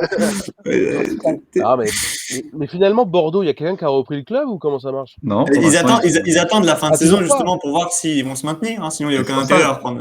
il y a, Mais il y quoi, c'est-à-dire que ce a- club peut complètement couler ce et... club peut couler. Ce club peut terminer en National 2. Ah ouais, putain, c'est triste, hein, quand même. Et Johan, un mot, on a beaucoup d'abonnés qui sont de Bordeaux. Toi tu penses que le club va réussir à trouver un repreneur ou tu penses que ça va Oui, être beaucoup plus compliqué que ça? je pense que oui, ils vont retrouver un repreneur parce que ça reste malgré tout un club historique du championnat. Il y a aussi des actifs immobiliers avec le domaine du Hayan, qui est un magnifique domaine. Et ça, c'est pas négligeable pour un entrepreneur qui reprend un club. Donc oui, je pense ils vont retrouver un entrepreneur. Mais est-ce qu'ils vont se sauver? Moi, j'ai pas l'impression que les dirigeants ni les joueurs aient conscience de la catastrophe qui leur pend au nez, quoi. Surtout Ouais, quand on c'est vrai. entend De toute façon, gazer et quand. que ce soit Bordeaux ou Nantes, il est vraiment temps que ces deux clubs historiques de Ligue 1 se réveillent parce que ça leur pend au. Enfin, bon, voilà. Ouais. Surtout Quoi. que Nantes, moi je trouve qu'ils ont une belle équipe. Hein. Franchement, bon, avec Ouais, ils Wendo sont et tout juste ça, moi, je trouve. 19e, quoi. Non, mais bon, c'est bon. Après, Est-ce qu'ils auraient leur place dans l'US Évry de Baba Lantillé? Ça, Non, pas du tout. Alors, messieurs, le Torty Web, c'est la nouvelle rubrique, le Torty Web. Le Torty Web, attendez, ça arrive tout de suite. Donc, ça va être une rubrique assez folklore, assez nouvelle, j'ai envie de dire. Ça va être très rapidement, en fait, des images que j'ai trouvées sur le web qui étaient marrantes. Voilà. Donc, Thauvin suspendu à la dernière journée. Plus qu'un match à le supporter. Ça m'avait fait rire. Si vous n'êtes pas content, vous pouvez le dire. Non, mais Ouais, comme je on trouve voit ça mal injuste. l'image, donc on comprend rien. Ouais, mais je trouve ça injuste, moi, Thauvin. Ouais, bah, surtout avec tout ce qu'il a donné, quoi, j'ai envie de dire. C'est le joueur le Je crois plus savoir que décisif tu de le connais l'OM. bien, Johan. Moi, j'ai joué Mais qu'est-ce contre lui qu'il quand a j'étais. foutu? Ouais, j'ai joué contre lui quand j'étais gamin parce qu'il vient d'Orléans et moi aussi. Et bon, Et tu voyais le talent dès le début? ouais, c'était un mec, c'était un petit con sur un terrain. Mais parce qu'il n'hésitait pas à clamer haut et fort, je vais être professionnel. Déjà à 8-9 ans, le mec te dit je vais être professionnel. Donc C'est beau quand même. Hein. en tout cas, il savait qu'il avait un talent fou. Je peux dire que je l'ai battu, mais sur le but qu'il a marqué, il m'a fait l'amour sans préliminaire, comme dirait Da Fonseca. Mais ouais, c'était pas sur un terrain, tête à claque, quoi. Tête à claque. On demande dans le chat si Baba Roche parle des fois. Il est en mode anti. Il est bloqué au soleil. C'est les anti. Ouais. Alors, messieurs, voilà juste une petite image qui a fait rire tout le monde. Ils sont en finale de Coupe d'Europe. Attends, d'ailleurs, coach, Oui. on n'a pas fait le tour de table pour Thauvin si on était très étonné ou pas pour le C'est pas tout de suite. C'est pas tout de suite. Je sais pas si c'est tout de Je suite ne ou même pas. pas les rubriques du menu que vous avez fait, locaux, quand même. Non, bah, allez-y, on parle de Tovin. Est-ce que vous êtes content qu'il parte au Tigres? Voilà, Est-ce que je pour rajoute vous, un c'est petit un échec bonus, ou un pas? petit bonus. En Il part rapide. au Mexique, hein, on est d'accord. Ouais, il part boire des sangrias avec Airball. Qu'est-ce qu'il va foutre là-bas? Qu'est-ce qu'il va foutre là-bas? Je Il va comprends pas. rejoindre Gignac. Pour le coup, on a vu qu'avec Gignac, c'était un vrai championnat. Qu'est-ce que t'en penses, toi, Johan? Moi, je suis plutôt favorable. Je vois plein de raisons. À son âge, ça t'étonne pas? Mais non, mais de toute façon, à son âge, il n'y a aucun club qui sportivement peut lui donner le salaire qu'il Au vu souhaite. de son niveau? Au vu de son niveau, parce qu'il ne faut pas se mentir, oui, il aurait pu avoir des opportunités en Europe, mais tu joues pas pour l'argent. Tu joues aussi pour l'argent, enfin, surtout dans le foot. Là, tu as quel mec peut dire, j'ai un employeur qui se présente à moi qui me dit, je vais doubler votre salaire. Tu signes pas Ouais, chez c'est le mec? vrai. Surtout après ces 2 dernières Ah, saisons. Ouais, mais voilà. Johan, il a eu des offres de West Ham et de Crystal Palace. Donc, Bah, super. Ouais, c'est super. ça. C'est... Non, Tu vas, ouais, non, mais si tu je peux vas- parler du projet oui, mais sportif, Sur West Ham, il n'a pas sa place. Hein. comparable. T'as aussi de l'ambition. Quand tu passes d'un club qui potentiellement peut jouer avec des champions chaque année pour finalement aller jouer le milieu de tableau, le ventre mou de la première ligue, est-ce que tu as envie de ça? Il y a aussi une Ouais, qualité de West vie au Ham, ça Mexique. joue l'Europe. West Ham est devant. Hein. Ouais, West Ham, ça joue l'Europe Non, cette année. oui, Ouais, bon, ça joue l'Europe. oui, Cette année, c'est pas tous les cette ans. année, Ouais. cette année. Ouais, Mais c'est pas tous les ans. Pas tous quand les ans. Payet avait fait le même choix en partant à West Ham et qu'on le voyait galérer pour la 15e place du championnat, Est-ce que ça vous inspire, vous? Est-ce que vous avez vraiment envie de faire ce choix-là? Non, moi, il a mangé des Grecs. Ouais, c'est ça. Il s'est fait plaisir. Alors rapidement, messieurs, voilà, donc c'était l'image marrante des 4 anciens Parisiens qui, voilà, il y avait Tuchel, il y avait Emery, il y avait Thiago Silva et Cavani, nos chers anciens Parisiens qui sont en finale. Domenech se fait virer du Nantes, le niveau du FC Nantes depuis ce jour, on voit la grosse équipe. On voit la grosse équipe. Quand tu vas gagner 1-0 contre le dernier de Serie A, messieurs, avec Mourinho, toujours aussi chambreur. Quelle tête qu'il a. Est-ce que vous pensez d'ailleurs que c'est un bon choix pour lui? Est-ce que justement il vaut pas plus qu'aujourd'hui une équipe un peu moyenne de Serie A? Moyenne. Pour lui, c'est un super choix. Pour lui, c'est un super choix, mais pour la Roma, je suis pas sûr que ce soit un super Il est choix. quand même en déclin depuis des années. Déjà, enfin, C'est un déclin. C'est un c'est un déclin. déclin. Tu peux pas dire que l'AS Rome aujourd'hui vise la Ligue des Champions tous les ans. Regarde aujourd'hui, je crois qu'ils sont sixième. D'accord, lui est en déclin, mais la Roma, c'est pas non plus une équipe horrible. C'est quand la dernière fois qu'on les a vus à la grosse équipe? 2018, ils font une demi-finale de Ligue des Champions contre le Barça. Bon, bah Non, voilà. pardon, contre Liverpool, pardon. Je vais faire ma gueule, c'est bon. Non, mais franchement, je suis plus, je suis Mourinho, je suis plus content de pouvoir rebondir à la Roma que la Roma qui, aurait pu, a largement la place d'avoir un Mourinho. C'est un club qui peut se battre pour l'Europe toutes les saisons, qui a encore fait demi-finale de Ligue Europa. Non, ouais, c'est ça, de Ligue Europa. Ouais. Donc, c'est pas un vieux club non plus. Et Mourinho, bon, on est tous à dire qu'il est sur le déclin parce qu'il a pas gagné avec Tottenham, mais on sait qu'il peut toujours te sortir, même si j'aime pas la façon de jouer, il peut toujours trouver le moyen de faire gagner son équipe. Hein.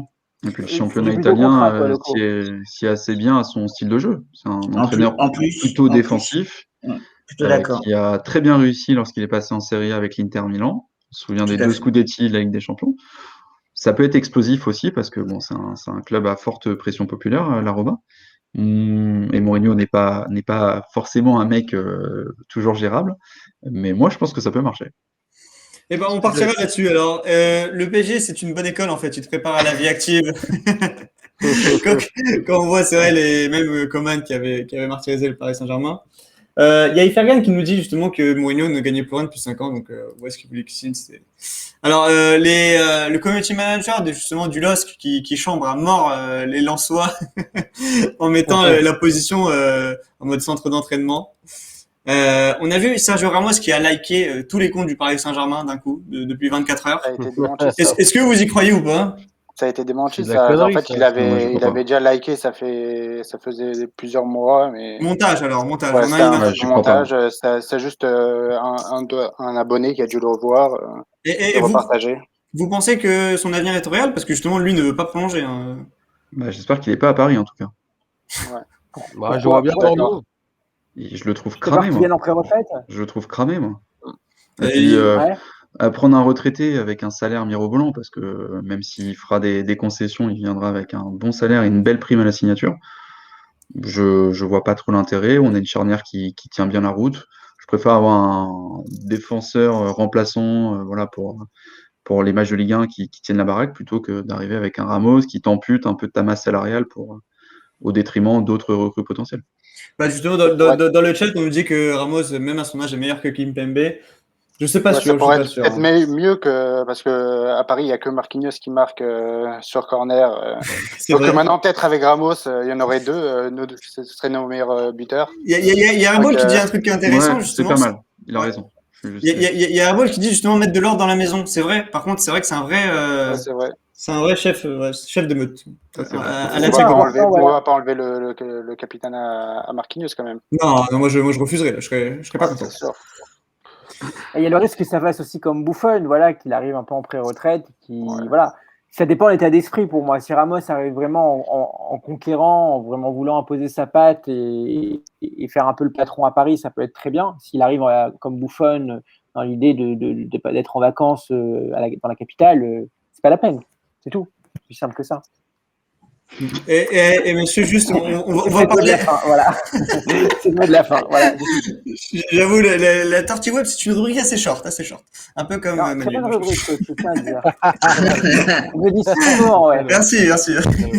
Alors, juste rapidement, pour spoiler Koh-Lanta, Shanice, moi, je n'ai jamais menacé quelqu'un dans Koh-Lanta, et on voit tout de suite la VAR. On fait une petite dédicace. Ça m'avait fait rire. Et je sais pas pour ceux qui ont vu l'épisode de Koh-Lanta encore une fois, Lucie qui part chercher un indice, et on a le fameux reste là de renard. Ce reste-là, je sais pas si on a le son, mais il est mythique. Il est incroyable. Tu vas où, reste? Ouais. Alors, messieurs, le Tour d'Europe Express, on va passer à un Tour d'Europe. Loco, vous vouliez parler de la Bundesliga? Je vous laisse introduire le sujet. Moi, j'avais une question pour tout le monde. Cette année en Serie A, la Juve est tombée et malheureusement ou heureusement, ça dépend comment on se place, même si j'ai la photo du Bayern derrière, c'est pour les mettre en avant justement. Le Bayern a été encore une fois de plus champion. Et je voulais savoir qu'est-ce que vous pensez de ce championnat qui est souvent mis en avant en termes de fond de jeu, mais serait-il pas décevant en termes de concurrence à un point qu'on se rend pas compte, quoi. C'est la question globale. Johan, on te laisse démarrer. Moi, je suis allé voir l'indice UEFA du championnat allemand cette saison. Ils sont 4e. Ils sont juste derrière l'Italie, sachant que la plupart des points italiens ont été rapportés et par le 8e de finale de la Lazio et de la Juve et par la AS Roma, bien sûr. L'Atalanta aussi, pardon, j'ai oublié, qui s'est qualifié pour les 8e. Mais moi, le championnat allemand me fait plus kiffer. Parce que, bon là, évidemment, il y a le huis clos, mais les stades sont pleins normalement. Il y a de l'intensité, ça joue. Il y a des buts dans tous les sens. C'est la plus haute moyenne de buts d'Europe. Donc, effectivement, on a un Bayern qui écrase tout, mais moi, je pense que le Bayern est peut-être même la meilleure équipe du monde encore. Je pense que c'était malgré tout la meilleure équipe cette saison Ligue des Champions. Mais derrière, tu as des équipes solides. Tu as Leipzig, Dortmund, c'est de très belles équipes. Non, je suis d'accord, mais cette absence, on va dire, de concurrence sur la longueur d'un championnat, ça manque pas d'un petit. Ça fait combien de temps que le Bayern n'a pas été 9 ans, détrôné? C'est la 9e saison d'affilée. C'est vrai que c'est un peu comme limite là, moi je suis content que la Juve ait perdu son titre. Enfin voilà, c'est des championnats où on n'aime pas justement qu'il y ait pendant 10 ans de la même équipe. Ah, mais c'est ça qui est dingue, c'est que la Bundesliga, je pense que pour beaucoup en Europe maintenant, c'est ce qui se fait de mieux en termes de fond de jeu. Même à regarder, c'est agréable. C'est cool. Ça part dans tous les sens. Et tout le monde dit que Leipzig est toujours plus fort d'année en année. Bon, Dortmund reste inconstant, mais est capable de faire des grands matchs. Mais c'est vrai qu'à la fin de chaque championnat, tu regardes le Bayern et les autres, quoi. C'est vraiment violent, c'est saisissant même pour les autres derrière. Donc, moi, je reste un peu, pas étonné. D'ailleurs, monsieur, le Tour d'Europe, c'est un Tour d'Europe express. On va très rapidement bifurquer sur la Serie A. Qu'est-ce que vous en avez pensé? Est-ce que vous êtes content que l'Inter soit champion? Est-ce que vous trouvez justement que ce championnat perd un peu en niveau, perd en intérêt? Qu'est-ce que vous en pensez, Papito? Par contre, la Juve est 5e maintenant, là. Ouais, vas-y, Baba, vas-y, commence. Non, c'est juste que le classement est faux parce que la Juve est 5e maintenant et qualifiée pour l'Europa League. C'était en live. En fait, Baba l'entier, il parle que pour. Alors ça, c'est non, parce que c'est intéressant de voir maintenant. Est-ce que peut-être Cristiano Ronaldo resterait alors que la Juve part en Europa League? Je pense pas. Moi, je suis content. Ouais, moi, je suis content de voir l'Inter champion. Ça change. Ils ont fait une très bonne saison. Et après, même leur comté est incroyable. Ça change, mais tu t'emmerdes devant l'Inter, je trouve. Alors, oui, tu t'emmerdes devant l'Inter, mais le jeu, quoi. Bon, après, la Juve, je me suis jamais éclaté devant eux, mais là, l'Inter. La Juve, c'est pire, La Juve, c'est pire. Non, mais je parle des années précédentes, pas cette saison. Ah oui. Les années précédentes. Mis à part la saison 2015, où ils font d'ailleurs finale Ligue des Champions, je l'ai trouvé vraiment sympa à regarder. À chaque fois, c'était le cliché de l'équipe solide italienne, quoi. On me demandait d'ailleurs des fois même comment ils étaient champions. C'est vraiment les autres à côté étaient faibles. C'est un miracle. Alors moi j'ai vu beaucoup de matchs cette saison. Très rapidement, j'ai vu beaucoup de matchs cette saison en Serie A et honnêtement, le niveau est pas aussi dégueulasse que ça. Tu as des équipes, moi j'avais vu, je suis tombé sur un Sampdoria Udinese, donc un match apparemment bâtard par excellence. Je m'étais régalé parce qu'il y avait des joueurs que j'ai découverts et c'était beaucoup plus offensif que ce qu'on disait. Donc as peut-être des gros qui sont en effet un peu chiants à regarder, mais tu as des petites équipes comme l'Atalanta qui maintenant est Sassuolo, quand même bien montée. Sassuolo, ils ont une Sassuolo, sacrée équipe. Sassuolo a une très Avec le belle petit équipe, Lopez. c'est vrai. Ouais. Avec le petit Lopez, la Samp qui monte, tu as la Lazio aussi qui joue bien au ballon, donc c'est pas aussi moche que ça en a l'air. Voilà. D'ailleurs, c'est vrai qu'il y a un très bon commentaire qui dit que justement, peut-être le Real, le Barça et la Juve seraient privés de Ligue des Champions l'année prochaine, suite à la sanction de la Champions League, de la Super League. On va avoir une toute petite rubrique sur la Super League et les sanctions qui ont été annoncées. Messieurs, on part sur peut-être la Liga. Qu'est-ce que vous en pensez? Qui voyez-vous champion, tout simplement? Là, Moi, le Real, ça pour se le passe. coup. Je Ah sens ouais, bien Benzema péter tous les records. Bravo, vrai, très belle analyse. Non, mais c'est vrai, pour le coup, je sais pas très bien le Alors, Real. Baba Arroche, peut-être une remarque sur le classement qui peut à jour. Non, non. Non, mais Alors, j'ai parce que vu le justement- Real Séville. Franchement, c'était un match où le Real a mené tout le match.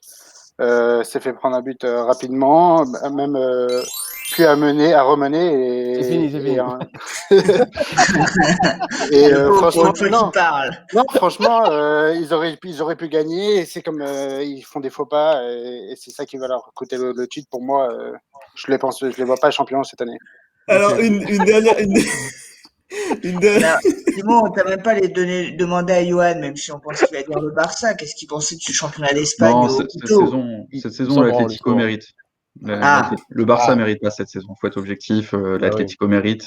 J'espère qu'ils vont l'être parce que c'est pas sexy à regarder, Simeone.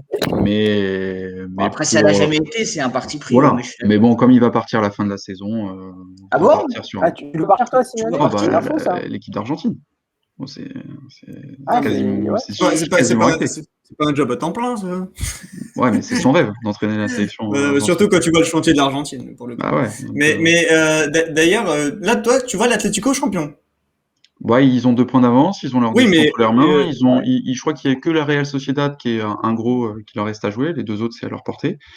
Je les vois mal céder si près du but, quoi. Eh ben, on parle là-dessus. Messieurs, la Super League rapidement. Ok, il y a plein de commentaires avec Airball qui nous dit que justement Séville entre sa défaite 1-0 contre Bilbao, c'est vrai qu'il pouvait être à égalité avec l'Atlético. C'est vrai.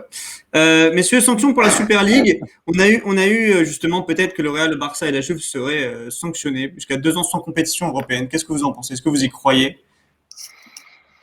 Non, moi je ne crois pas. Je pense qu'il y aura une Ça sent sanction. beaucoup, quand même. Je pense que... Ouais, ça me semble beaucoup. Et l'UEFA ne peut pas se priver de ces clubs-là parce que c'est quand même les plus grands clubs et il y a besoin quand même de ces clubs-là pour faire de l'argent derrière et revendre des droits télé à un meilleur prix. Donc je pense qu'il y aura des sanctions, mais pas 2 ans de suspension, c'est pas possible. Mais En vrai, J'ai vu 5% des revenus. si déjà il y a un an, c'est énorme. Puis je trouve qu'on se trompe de cible, en fait. Parce que là, on prend en otage les joueurs qui, eux, n'y sont pour rien et visiblement qui désapprouvaient le projet de création de Super League. Parce que justement, l'annonce officielle a été justement que 5% des revenus européens seraient reversés par rapport à ces clubs-là. Donc, et aussi, je crois, peut-être aussi 15 millions pour l'Union européenne, pour les jeunes. Non, en fait, c'est que tes 5% des revenus générés par ta participation à l'UEFA, au total, ça représente 15 millions. Mais 15 millions, c'est une goutte d'eau pour des machines comme. Au final, c'est pas une vraie sanction c'est pour rien, toi, alors. c'est pas une sanction. Non, pour moi, c'est pas une vraie sanction. C'est même pas Moi, un la peu vraie trop, sanction que j'attends, c'est avec le nouveau projet de Ligue des Champions. Il prévoit en fait pour les équipes qui ne se seraient pas qualifiées via leur sélection, via leur championnat national, qui ne se seraient pas qualifiées. En fait, ils veulent prévoir 2 places pour les équipes qui ont des bons classements à l'indice Bon UEFA. indice. Voilà. Ouais. Et moi, en fait, je trouve que ça, c'est une insulte au mérite sportif, parce que une équipe qui a terminé 5 ou 6e a moins de mérite qu'une équipe qui est championne dans son Clairement. pays. Donc voilà, moi, je pense que la punition, déjà, c'est ça, c'est de se dire, on enlève ce petit avantage-là. Et puis après, peut-être des interdictions de recrutement éventuellement, ou des choses comme ça. Mais prendre en otage les joueurs, je trouve ça dur. Il y avait aussi une rumeur que il y aurait 100 millions, je sais pas, un truc comme ça. Non, c'est 100 millions si, en fait, il prévoit 50 millions d'amendes si les clubs qui se sont réengagés, donc les fameux 9 qui se sont réengagés, parce que j'exclus le Barça, le Real et la Juve, s'ils ne respectent pas leurs engagements contractuels qui ont été fixés lorsqu'ils sont dit on arrête la Super League, on revient dans le jeu de l'écart et de l'UEFA, et bah, s'ils ne respectent pas leurs engagements, c'est 50 millions d'amendes. Et par contre, s'il y a un nouveau projet de compétition qui est relancé, là, c'est 100 millions d'euros d'amende. Ok, Mais d'accord. c'est quand même énorme parce que le Barça qui voulait à tout prix notamment cette Super League pour l'économie, pour l'oseille, ils vont se retrouver à prendre des sanctions sur la gueule alors que C'est déjà n'importe économiquement quoi. ils sont pas top. Bah, ouais, Bah, mais ils sont c'est pas top. justice. C'est justice. Parce Ouais, que. enfin, moi, je me méfie quand même beaucoup des clubs qui disent qu'ils ont du mal financièrement à boucler les fins de mois parce que malgré le Covid, on voit quand même que le Barça était dans la course pour faire signer Neymar et était prêt à payer des millions d'euros. Alors, soi-disant, ils sont en banqueroute et qu'ils ont des gros problèmes financiers. Ah, Donc, ah, Moi, alors, moi, c'est je les me prêts et demande, tout. je suis en train de me demander si c'est pas Neymar qui a utilisé oui, le Barça. il paraît Ouais, d'ailleurs c'est que pas- le Barça a la mauvaise parce qu'ils ont été Ouais. bien utilisés non, par mais, le clan Neymar. D'ailleurs, quand ah, tu vois les d'accord. autres pistes, toutes les autres pistes qui sont sorties, Bah c'est ouais, elles sont du pétées. Agüero en Elles fin sont de pétées. contrat, c'est des, C'est pas ouais. terrible, Oui, hein. c'est des Et gens puis en fin de Laporta, contrat. il a jamais parlé de Neymar comme une recrue potentielle. Je Alors, pense que moi, si, moi, pour le c'est les coup, médias espagnols qui se sont montés en épingle tout seuls, quoi. Tes parce que collègues, moi, quoi. j'avais. Ouais, mes collègues, mes collègues. Bah, il faut bien vendre, hein. Il faut bien vendre. Oui, C'est ça, c'est ouais. vrai. Il y a Airball qui dit qu'il faut sanctionner les hommes et pas les clubs. C'est clairement ça, en fait, justement. Et est-ce que toi, tu crois qu'il faudrait interdire à Nelly Pérez et comme ça d'exercer dans le football? Est-ce que tu crois que ce serait possible c'est des institutions, Florentino Pérez, comme ça, tu peux pas les sortir de. Ah, il y a certaines têtes déjà qui ont vacillé un petit peu là. Agnelli, ouais. Agnelli, il a été Ouais, écarté. à Enfin, Manchester déjà. À il devrait être Manchester aussi, écarté. Beaucoup en Manchester. Manchester, beaucoup en Angleterre, on a repris un peu le pouvoir, mais c'est vrai que côté en Espagne, voilà, j'ai l'impression vraiment les présidents du Real et du Barça font un peu ce qu'ils veulent, non? Bah, ils sont élus, déjà. Mm. Ils sont élus, donc ils ont une légitimité. Et Agnelli, c'est un peu différent. Visiblement, il a été critiqué par le conseil d'administration du club. Je suis pas sûr qu'il ait les mêmes pleins pouvoirs qu'il a aujourd'hui, mais pour Laporta et pour Pérez, ce sont des joueurs, des présidents élus, donc c'est compliqué de les mettre dehors. Bien vu. Ça, C'est ça. clair, c'est Surtout que clair. je crois que c'est tu m'arrêtes, Johan, mais je crois que c'est les socios pour ces deux clubs-là qui sont Exactement. actionnaires finalement dans ces clubs-là. Donc, Ils sont c'est eux qui ont actionnaires le pouvoir finalement. et c'est eux Voilà. qui ont le pouvoir, qui détiennent, chaque supporter détient un pourcentage très minime du club, Ouais. mais il est Mais, copropriétaire. Il et y d'ailleurs, c'est a- surprenant que ce soit beaucoup moins mobilisé en Espagne qu'en Angleterre, parce qu'on aurait pu se dire que les propriétaires de ces clubs-là, ils se seraient mobilisés contre leur président, alors que ça n'a pas vraiment été le cas en Espagne. Ouais, mais je pense que ce qui génère aussi beaucoup de colère en Angleterre, c'est que déjà, ils sont complices de ce projet avorté, et heureusement.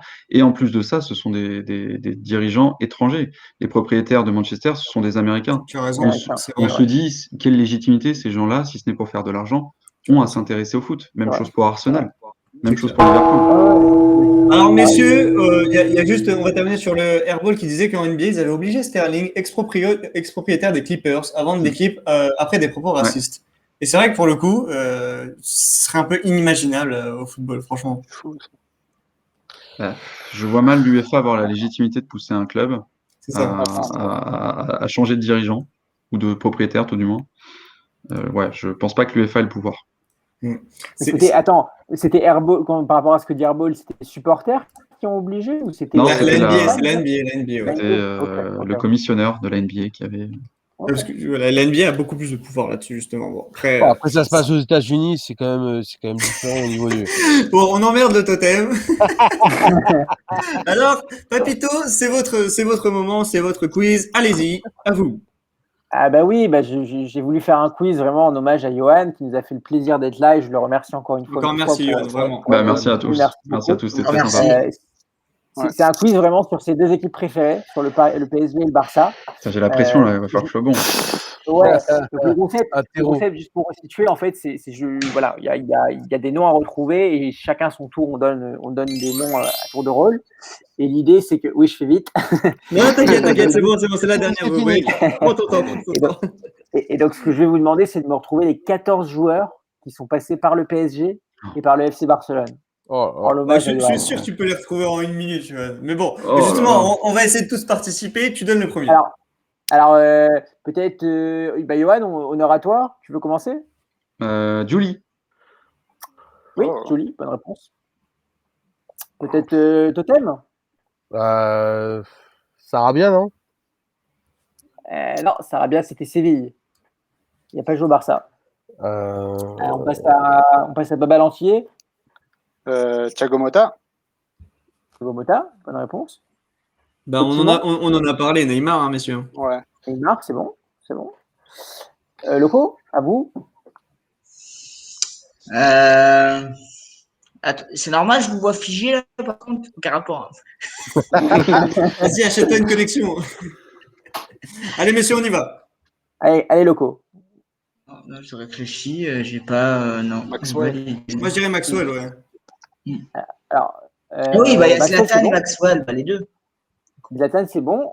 À toi, Johan. Ronaldinho? Ronaldinho, bonne Oui, réponse. c'est vrai, bien vu. Totem, tu penses pas à quelqu'un? Peut-être Di Maria, non? Non. Ah non plus, il a fait le Real, mais il C'est a le pas fait le Real. Barça. Putain. Valentier, tu penses à quelqu'un, toi? Ouais, bah, moi je disais Maxwell, mais un autre. Maxwell, c'est dit, ouais, on l'a C'est un demandé. café, c'est un café. Un autre. Vous voulez un peu d'aide du chat? Moi, On est perdu, là. j'en ai Ouais. d'autres. Hein. J'en ai d'autres qui me viennent en tête. Hein. Alors, Alors, vas-y. Johan, vas-y. Je sais pas si Dani il a été Alves. dit. Alves. Un attaquant avec un gros nez? Il C'est s'est été Alves, dit ou pas? Zlatan, ouais. Ça, c'est Auriel. Il a été Alves. dit? Alors, Dani Alves, je valide déjà la réponse. Et un attaquant camerounais. Ibrahimovic, je sais pas Oui, si on ça a l'a été dit, on l'a Ah dit. oui, Ah, il a été Zlatan, dit. Il a été dit. Oh, Ouais. bah, Il en manque combien, Papito? Il nous en manque 7. Alors, Alves? on Alors, laisse. vous m'avez donné Gianni, Motta, Neymar, Maxwell, Zlatan, Ronaldinho, Daniel Alves. ça Alves. compte les mecs Et qui ont là- été formés au club? Ah oui, Arteta, ouais. Arteta, Alors, j'allais dire. on J'allais dire dit, ouais. Arteta, ouais. Arteta. J'ai entendu Arteta, bonne réponse. Ouais, mais ouais, Arteta, Arteta. Et dans le chat, il y a Ifergan qui nous dit Lucas Digne. Ouais, c'est vrai, Lucas Digne. Ouais. Ouais, c'est vrai. Digne, bonne réponse. Bonne réponse de Lucas Digne. Il y en a un que vous n'avez pas cité qui est assez évident. Enfin, qui est évident. Qui est d'actualité, on va dire. Qui est dans l'actualité. Qui joue en ce moment, Quel on va poste? dire. Il est numéro 8-10. Qui est d'actualité. Bah, Neymar, du coup. Ouais, il Ouais, joue toujours. Non, on l'a dit, on le dit Neymar. Il joue toujours dans l'un des deux clubs. Oh là là, Toujours messieurs, dans vous l'un écrivez Ah, quand qui même. Rafinha. Ah, Rafinha. Rafinha. Bien joué. Rafinha. Pour vous aider, un autre joueur qui a marqué Paris, qui a D'ailleurs, marqué ce Paris joueur, Saint-Germain. Ronaldinho. Non, on l'a dit. J'ai Ouais, dit. on l'avait Ah, dit. bien joué. C'est- Herbal Life, très bien. Il a dit quoi, Herbo? Il a dit quoi? DU. Ouais, la légende. Frédéric Déhu, bien joué. Ah. Frédéric Déhu, super réponse. Ouais. Bien Ouais, joué. ouais. Alors, je ne pensais pas à lui, mais il y en a un autre. Il n'est pas facile à trouver. Je ne me rappelais même pas pour vous dire qu'il avait joué au Barça. Ah, Il a c'est joué à pas, Paris, donc évidemment. Et il a marqué. On en a parlé d'ailleurs avec Franck Djadjedje l'autre jour. Il Icardi. jouait à l'époque de Franck. Non. À l'époque Non. de Franck, il n'y avait pas Icardi. Ah non, pardon. Arteta. Non, on l'a dit Arteta. Le totem, vous n'écoutez pas les réponses. Alors, il y a Kopov qui dit Sorin. On en avait Non. parlé Ouais, avec. Sorin, il a c'est jamais Juan joué. Pablo Sorin. Non, il a jamais joué au Barça. Il a joué au Barça, Sorin? Alors, moi, dans mes stats, il a joué. Il a joué bon un an. Incroyable. Après, ouais. Revois tes stats. Non, Au Barça? Ah ouais? Ouais, il a joué au c'est pas. Barça. j'étais surpris Pour moi, il aussi. avait joué à l'Espagnol Barcelone, mais pas au Barça. Ok. Alors là, ouais. Peut-être, non, écoute, c'est mes stats. Voilà. Ok. Alors, combien il nous en manque? Il vous en manque au moins deux. Alors, pas facile, hein, je vous avoue. Quelle il y a un époque? gardien de but. Alors, il y a un gardien de but, c'est vraiment la fin des années 90. Du Richard Ouais. Dutruel. Là, ouais, c'est ça. Ouais, Richard c'est ça. Dutruel. Bah, Ah, ça, J'étais pas né. Oh, les gars, vous Il êtes y en a un dans les années 90 quand même. Non, des bambins, de Lille. on est vraiment naze. Il vous en manque un, les gars, mais très dur à trouver. Très, très dur. Je vous le cache Zidane. pas, c'est fin des Ah, années s'il vous plaît, le 90. totem, un peu de sérieux, s'il vous plaît. Ah, Ouais, bien fin des joué. années Ouais. 90, début des années 2000. Il y a la réponse qui a Oh été là donnée. là. C'est ça. Et trop Kopov, fort. il a trouvé Putain, Chris Kopov, Towell. Chris Non, mais Towell. il est sur Il est trop Google là. fort. Il est Ouais, sur c'est Google. ça. Là, on demande Kopov sur le plateau, s'il vous plaît, messieurs. C'est pas possible. Très Bien déçu joué. par Airball Non. qui a quand même sorti Tristan Val alors qu'il n'a jamais joué à Paris. Non. Un peu déçu. Ouais. Vous avez habitué à mieux. Pas Marseille. Pardon. La régie s'enflamme. C'est ça. Alors, messieurs, j'aimerais vous remercier pour cette émission qui a duré dans un temps record. C'est la première fois qu'on est aussi court. Manu connaît bien ce... Oh. Non, on l'aime énormément. En tout cas, bravo pour ton quiz. Franchement, un grand bravo. J'ai envie de remercier Johan. Merci énormément pour voilà, d'être venu nous raconter voilà, l'équipe, les coulisses et même de ton expertise. Merci à tous, c'était très sympa. Bon, on te revoit à l'émission spéciale data dans le foot. Eh ben, quand vous voulez, les gars. C'est magnifique. J'attends votre invitation quand vous voulez. Bon, dès que tu nous fournis le pass de presse pour aller dans les stades, c'est bon. Ouais, mais là, aller dans les stades, là, c'est triste. Hein. C'est assez triste. Ouais, y a plus rien. Bientôt. Bon, les amis, un grand merci. Et j'ai envie de remercier tous les gens qui étaient avec nous dans le chat. Merci beaucoup. Merci de votre soutien. Merci, on a jeudi une très grosse émission. C'est jeudi ou mercredi, ça va être confirmé sur les réseaux, avec normalement un ancien joueur de Ligue 1. On vous teasera tout au long de la semaine. Les clubs dans lesquels il est passé. On vous teasera. Merci. On va essayer de confirmer ça. Alors, messieurs, un grand merci et encore merci, Johan. Merci beaucoup. Merci à tous. Merci aux clients fidèles. Et merci aux clients fidèles. Merci aux clients fidèles.